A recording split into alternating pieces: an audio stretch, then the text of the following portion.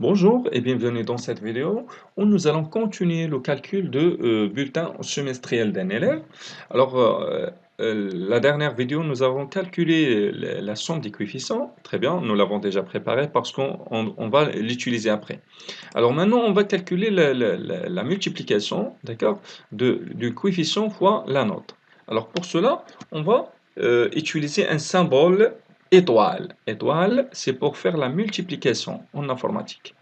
Et ici, en Excel, d'accord, tout d'abord, on doit utiliser égal. Alors, la première référence, c'est B3, le coefficient fois la note. Fois la note. Léa, c'est 3. Très bien. On tape Entrée. Ça marche. Alors maintenant, on a calculé n fois c. Donc 3 fois 2, c'est 36. Et même si on change par exemple la valeur 13, alors maintenant c'est 39. Ça change automatiquement. Il y en a des erreurs, les erreurs systématiques, et des apprenants, ils commettent cette erreur. Ils font comme ça directement 3 fois 12, fois 13 par exemple. Fois 13 directement. Ils écrivent directement la valeur. Oui, ça marche, mais est-ce que lorsque je vais calculer je vais changer la valeur, est-ce que le calcul sera mis à jour? Non. Voilà, toujours 39. Mais le résultat, c'est faux. C'est 42. D'accord. Alors, on ne doit pas travailler avec les valeurs directes statiques, mais on doit utiliser les références pour que le résultat soit mis à jour automatiquement. D'accord? Alors, on doit utiliser B3 fois étoile C3. Très bien, c'est 40. Alors ici, on a travaillé juste avec les références normales parce qu'on n'a pas assez de valeurs à multiplier. Mais quand même, on peut utiliser une fonction qui existe en Excel qui s'appelle produit. D'accord, produit. Voilà, la même chose comme la somme. Elle nous demande de passer en paramètre les nombres.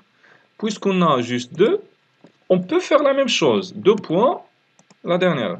Donc, puisque maintenant on a juste 2, ça ne va pas faire la différence. Voilà, c'est 42. On peut faire B3 point virgule C3. Il va multiplier la première par la deuxième. C'est toujours 42. Donc, pour deux valeurs, il y a pas vous n'allez pas voir la différence. D'accord? Alors, c'est la même chose, soit d'utiliser la fonction, soit d'utiliser juste les références normales, parce que ici, on n'a pas une liste très, très longue des valeurs. On peut juste travailler avec comme ça. Alors, j'ai calculé maintenant le N fois C pour l'arabe.